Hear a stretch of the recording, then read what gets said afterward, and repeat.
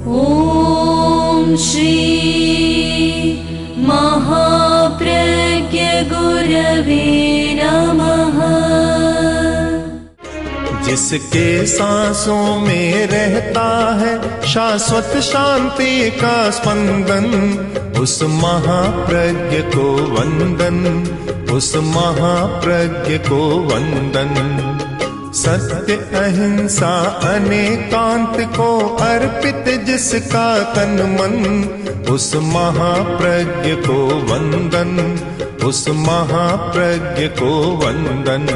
जिसके सांसों में रहता है शाश्वत शांति का स्पंदन, उस महाप्रज्ञ को वंदन, उस महाप्रज्ञ को वंदन।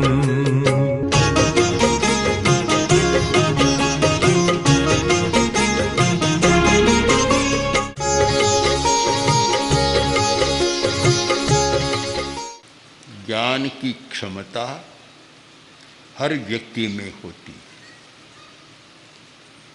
किंतु विकास सब में नहीं होता। जिस व्यक्ति को या जिस शिशु को ज्ञान के विकास का निमित्त मिलता है, वह ज्ञान का अर्जन कर लेता है, और जिसको निमित्त नहीं मिलता उसका ज्ञान भीतर का भीतर रह जाता है। हम ये न माने कि बहुत सारे लोग ऐसे हैं जिनमें क्षमता नहीं है। क्षमता तो है, पर निमित्त पर बहुत निर्भर है, परिस्थितियों पर बहुत निर्भर है। करोड़ों करोड़ों ऐसे बच्चे हैं जिनको ज्ञान के विकास का मौका ही नहीं मिलता, और ऐसे लोग भी हैं जिनको निमित्त मिलता है फिर भी नहीं कर पाते। दोनों कोटि के लोग होते हैं। निमित्त नहीं मिलता, अच्छा निमित्त मिला और विकास कर लिया। हम यदि सारी दुनिया के लोगों का विश्लेषण करें, अध्ययन करें या सर्वे करें तो पता चलेगा कि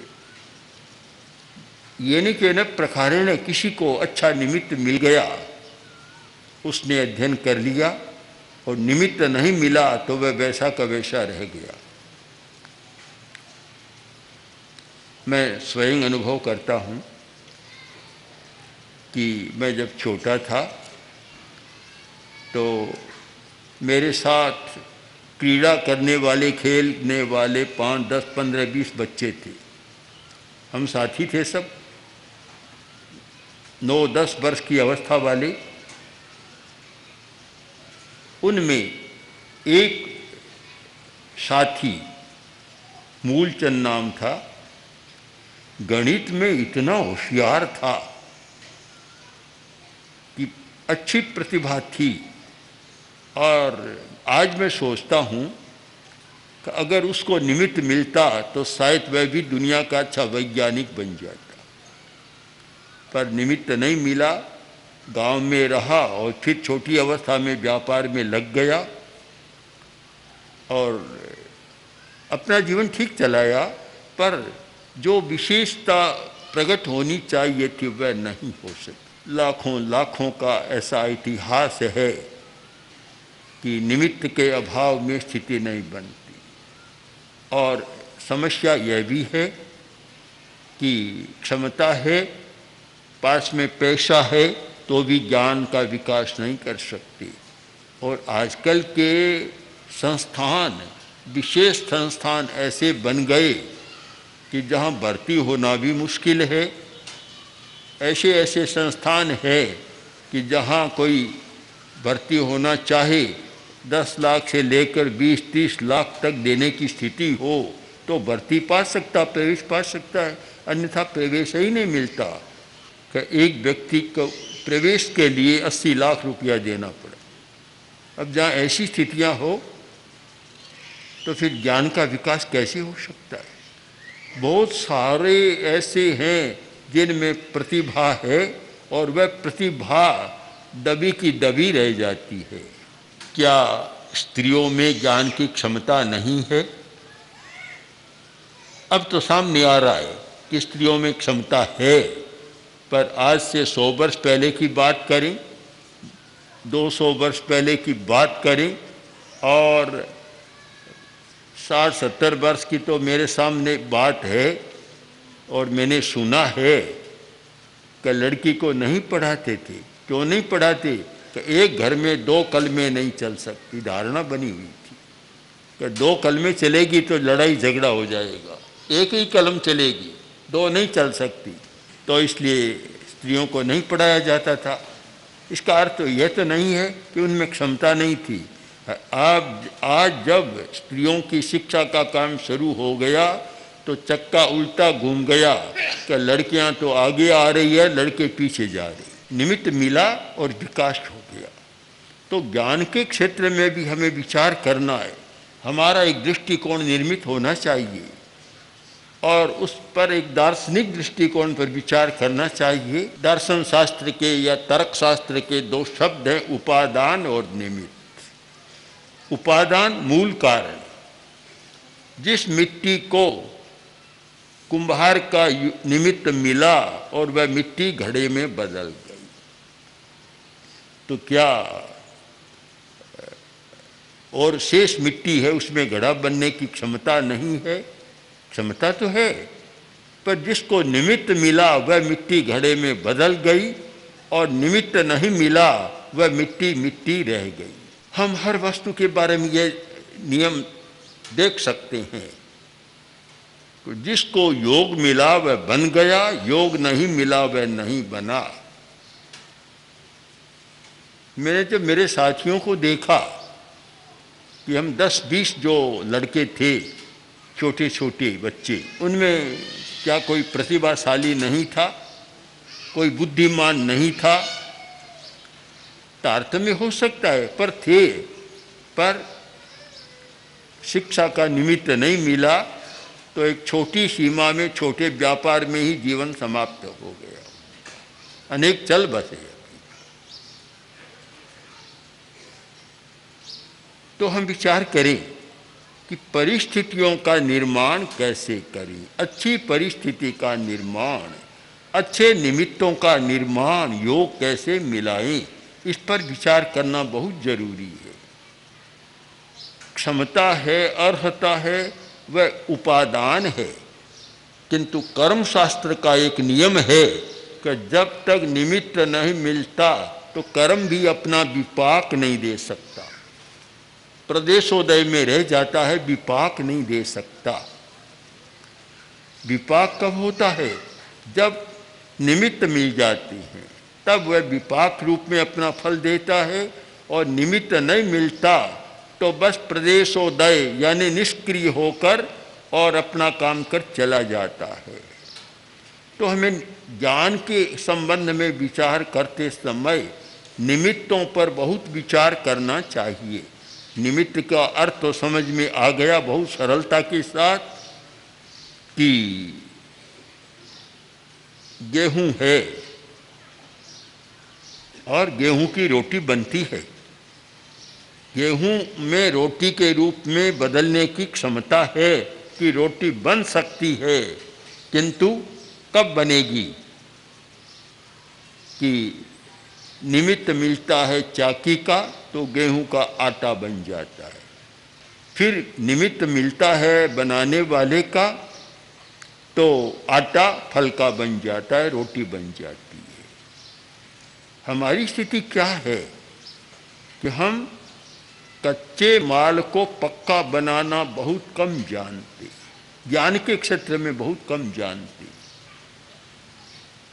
उद्योग के क्षेत्र में तो लोग जानते हैं कि कैसे कच्चे माल को पक्का बनाया जाए, जो रॉ मटेरियल है उसको कैसे दूसरी रूप में बदला जाए, रुई को कैसे कपड़ा बनाया जाए, इस बात को जानता है, और स्टील कैसे बनाया जाए, दवा कैसे बनाई जाए, इन बातों को जानते हैं। किंतु धर्म के क्षेत्र में या ज्ञान के क्षेत्र में तो ऐसा लगता है कि कि कच्चे माल को पक्का बनाना बहुत कम लोग जानते हैं, कच्चा का कच्चा रह जाता है। ज्ञान के साथ चरित्र होना चाहिए, और वह इसलिए नहीं हो रहा है कि कच्चे माल को पक्का नहीं बनाया जाता। और जब तक कच्चा माल पक्का नहीं बनता उसका उपयोग नहीं होता। अब तपस्या एक साधन है कि जिसके द्वारा बहुत विकास किया जा सकता है, पर वह पक्का बनाने की विधि जाने तब हो सकता है, नहीं तो भूख को तो सहन कर लेते हैं, बहुत बड़ी बात है, पर जो तपस्या से मिलना चाहिए वह तब तक नहीं मिलता। एक सुंदर कहानी है इस विषय में। एक भाई अपनी बहन के घर गया, कोई भोज का प्रसंग था इसलिए दूसरे गांव से आया था, और जो भोजन करने वाले लोग थे और जो मुख्य लोग थे उनकी एक अलग पंक्ति बन गई। साधारण लोगों के लिए अलग भोज चल रहा था, तो 150 लोग एक पंक्ति में बैठकर भोजन कर रहे थे। प्राचीन काल की पद्धति थी कि एक पट्ट बिछा दिया जाता, उस पर थाल और उस पर एक मखमली कपड़ा ढांक देते, भोजन करने वालों के लिए गद्दी, उस पर बैठकर भोजन करते। तो सब लोग बैठ गए और तैयारी हो गई, भोजन करने लगे और कपड़ा दूर किया और सब भोजन करने लग गए। जब भाई ने थाल पर से कपड़ा हटाया तो आश्चर्य में रह गया, बड़ा आश्चर्य कि सब लोग तो खा रहे हैं और वह बैठा देख रहा है, और सोच रहे ये क्या हुआ। थाल में सब लोगों के अच्छे पकवान, व्यंजन, पूड़ियाँ सब परोसे हुए थे, और भाई के थाल में केवल गेहूं के सिवाय और कुछ नहीं। अब वह कैसे खाए? प्राकृतिक चिकित्सक तो था नहीं। हमारे कुछ प्राकृतिक चिकित्सक तो ऐसा कहते हैं कि कोरा अनाज खाना स्वास्थ्य के लिए बहुत अच्छा है, पर सब तो नहीं खाते हैं, और कहने वाले भी शायद कम खाते हैं। तो उसने सोचा अब क्या करूं। अब बैठा है, आसपास के लोगों ने देखा एक मखौल का वातावरण बन गया, बड़ा शर्मिंदा हुआ, उठकर चला गया। आखिर भीतर गया, बहन आई और बोली भैया भोजन नहीं किया, उठकर आ गए। उसने कहा बहन क्या किया तुमने, इतने लोगों के बीच में मुझे शर्मिंदा बना दिया, यह कोई मखौल का तरीका होता है क्या? मजाक ऐसे नहीं होती, क्या किया तुमने? अब भाई थोड़ा आवेश में था, बहन तैस में आ गई, बोली भैया ऐसी क्या बात है, सारे भोजन गेहूं से ही तो बनते हैं। बात टन गई है, भाई चला गया। समय बीता, 5, 7, 10 महीनों का समय बीता, और फिर घर में, बहन के घर में शादी, और उसकी भांजी की शादी आई। तो शादी के प्रसंगों में कुछ ऐसा होता है कि ननियाल से और बे शादी आते हैं, जो परंपरा चलती है शायद। तो अब वहाँ से कुछ बेश आएगा,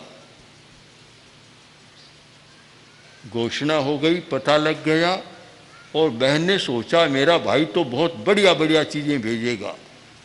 पड़ोसियों को भी इकट्ठा कर लिया कि देखो मेरा भाई क्या क्या भेज रहा है।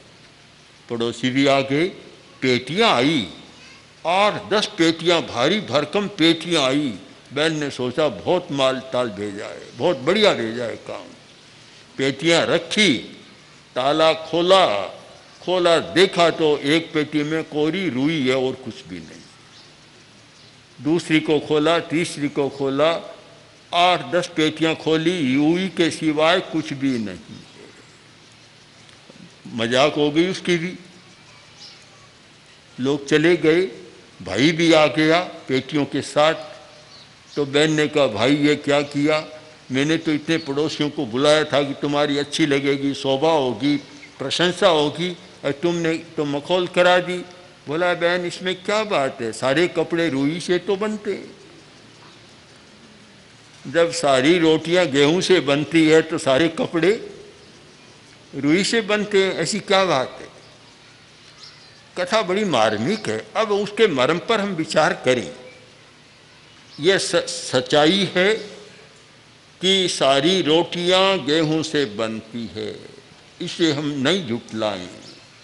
और यह भी सच्चाई है कि सारे कपड़े रुई से बनते हैं, इसको भी झुठलाने की जरूरत नहीं। किंतु जब तक कच्चे माल को पक्का नहीं बनाया जाता, गेहूं से रोटी नहीं बनाई जाती, तो खाने के काम नहीं आती। और जब तक रुई से कपड़ा नहीं बनाया जाता, तब तक वह कपड़ा पहनने ओढ़ने के काम में नहीं आता। तो इसका निष्कर्ष आप समझ सकते हैं, जब तक कच्चे माल को पक्का नहीं बनाया जाता, हमारे लिए उपयोगी नहीं बनता। शिक्षा के क्षेत्र को लें, ज्ञान के क्षेत्र को और साधना के क्षेत्र को भी लें, दोनों को सोचना है। क्या हम कच्चे माल को पक्का बना रहे हैं? यदि नहीं बना रहे हैं तो गेहूं गेहूं रहेगा, रुई रुई रह जाएगी और कुछ होगा नहीं। एक व्यक्ति संकल्प करता है कि मैं अनावश्यक हिंसा नहीं करूंगा। एक मुनि संकल्प करता है कि मैं अहिंसा के महाव्रत की साधना करूंगा, पालन करूंगा, हिंसा का परित्याग करता हूं। संकल्प कर लिया। मैं मानता हूं यह हमारा कच्चा माल हो गया। एक रास्ता चुन लिया हमने, कच्चा माल हो गया। किंतु जब तक कच्चे घड़े को कुम्हार आवा में देकर आंच में नहीं पकाता, तब तक उसमें जल टिकने की क्षमता नहीं होती। जल धारण कब हो सकता है? कौन सा घड़ा पानी को अपने में धारण कर सकता है? जिसने आवा की आंच को सहा है और सहकर पक्का बन गया, वही घड़ा बाजार में आता है, आदमी खरीदता है और उसमें पानी रहता है। कुम्हार ने घड़ा बनाया और आप जाएं और वे कच्चे घड़े पड़े हैं, खरीद कर ले आएं। समझदार तो लाता ही नहीं। हर कोई ले आता है, पानी भीतर डालता है तो क्या होता है? मिट्टी भी खराब और पानी भी खराब। हम किसी भी संकल्प को निमित्तों के द्वारा, अच्छे निमित्तों को जुटाकर न पकाएं, तब तक कुछ भी नहीं होता। जरूरत है निमित्तों की। मैं स्वयं अनुभव करता हूं कि अगर पूज्य कालू गणी मुझे मुनि तुलसी के पास नहीं रखते, वह निमित्त नहीं मिलता, तो मैं नहीं कह सकता कि महाप्रज्ञ बनता या नहीं बनता। क्योंकि बहुत सालों की मैं देखता हूँ, अच्छी अच्छी प्रतिभाओं क्षमताओं को नष्ट होते भी मैंने देखा है, जिनमें बहुत शक्ति थी, नष्ट हो गई। आज भी समाज में देखता हूँ, बहुत सारी महिलाएं या बहुत सारे पुरुष ऐसे हैं, गरीबी के कारण, अभाव के कारण या परिसर के कारण, वातावरण के कारण अपनी प्रतिभा को विकसित नहीं कर पाती। बड़ा कठिन होता है। और निमित्त मिलता है तो वे बहुत बड़ा विकास कर लेते हैं। एक युवक का पत्र मैंने पढ़ा, छोगमल जी चोपड़ा, जो तेरापंथ समाज के एक बहुत बड़े कार्यकर्ता और ऐसे कार्यकर्ता जिन पर किसी को भी एक सात्विक गर्व हो सकता है। वकील इतने भद्र, इतने सत्यवादी, सत्यनिष्ठ कि ऐसे लोग मिलने दुर्लभ हैं। और इतनी प्रतिष्ठा, न्यायालय में भी जाकर खड़े होते, वे जो कहते, न्यायाधीश भी सोचता कि छोगमल बाबू कह रहा है तो फिर सही बात है। इतनी प्रतिष्ठा थी। उन्होंने एक मेवाड़ के विद्यार्थी को, जो गरीब अवस्था में था, पढ़ने की स्थिति नहीं थी, तो छात्रवृत्ति की व्यवस्था कर, और वह व्यक्ति पढ़ने के बाद एक अच्छा अणुवैज्ञानिक बन गया। फ्रांस में रहता, तेरापन समाज का ही था, किंतु वहीं रहने लग गया। उसका पत्र मैंने पढ़ा तो उसने लिखा कि छोगमल जी साहब, आप यदि उस समय मेरा सहयोग नहीं करते, मुझे छात्रवृत्ति नहीं देते, तो मैं आज इस स्थिति में कभी नहीं पहुंच पाता। आज भी बहुत सारे ऐसे मिल सकते कि अभाव में नहीं कर पाते, और स्थिति समाज की ऐसी है या सरकार की भी कैसी है पता नहीं, कि जो विशिष्ट स्थान है वहाँ एक साधारण विद्यार्थी प्रवेश नहीं पा सकता। वे कहाँ से तो 10-20 लाख रुपया पहले लाए और फिर प्रवेश पाए। आजकल व्यापारी वर्ग ने एक इसको भी व्यापार बना लिया। हमारे सामने भी कई बार प्रस्ताव रखते हैं तो अच्छे विद्यालय बना लें तो साल में 2-4 करोड़ की पैदाश सहज हो जाएगी। मुझे तो यह बात कानों में कांटे जैसी चुभती लगती है कि कम से कम शिक्षा के क्षेत्र को तो पवित्र रहने दो, वहाँ व्यवसाय क्यों करते हो? व्यावसायिक बुद्धि व्यापारी में होती है, हर जगह व्यावसायिक बुद्धि से काम लेता है, पर यह ज्ञान का क्षेत्र, शिक्षा का क्षेत्र इतना पवित्र क्षेत्र है जहाँ केवल ज्ञान दान की बात होनी चाहिए, और वहाँ भी एक कारखाना खोल दे, फैक्ट्री बना दे, विद्यालय को भी एक फैक्ट्री बना दे कि बड़ा विद्यालय खोलो और पैसा कमाओ। मैं मानता हूँ इससे कोई निम्न वृत्ति की बात मुझे नहीं लगती, बहुत निम्न वृत्ति की बात है। ऐसा चिंतन करना भी निम्न वृत्ति का है, ज्ञान की पवित्रता को नष्ट करने वाला है। बहुत लोग इस धंधे में लगे हुए हैं।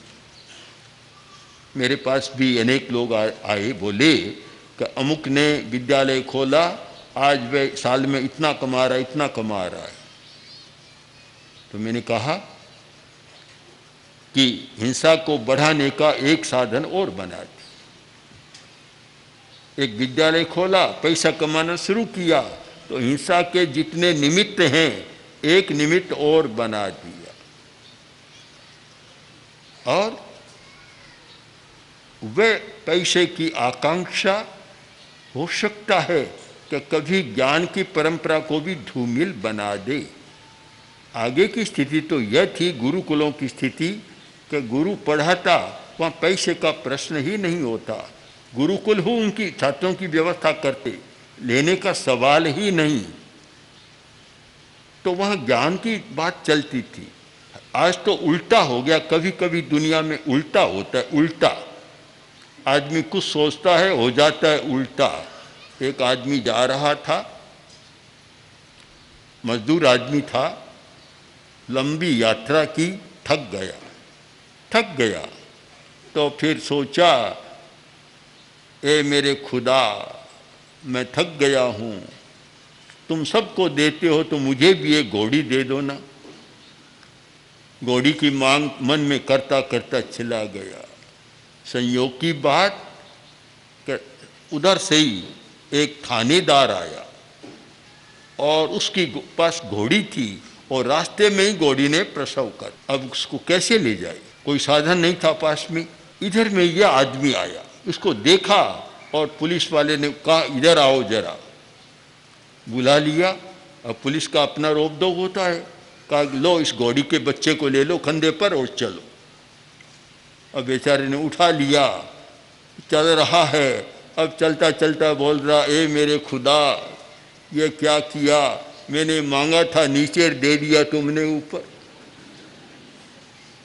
उल्टा हो जाता है, कभी कभी उल्टा हो जाता है। आदमी कुछ सोचता है, कुछ मांगता है, कुछ हो जाता है, एकदम उल्टा हो जाता है। यह भी चिंतन करना है कि ज्ञान के क्षेत्र को पवित्र कैसे रखा जाए, कैसे ज्ञान पवित्र रहे, इस विषय पर एक सामूहिक चिंतन होना चाहिए। जिससे विद्या, ज्ञान, विद्यादाता सब पवित्रता का अनुभव करें और पवित्रता के वातावरण का निर्माण कर सकें। ओम हर। ओम श्री महाप्रज्ञ गुरवे नमः। ओम श्री महाप्रज्ञ गुरवे नमः। ओम श्री महाप्रज्ञ गुरवे नमः। ओम श्री महाप्रज्ञ गुरवे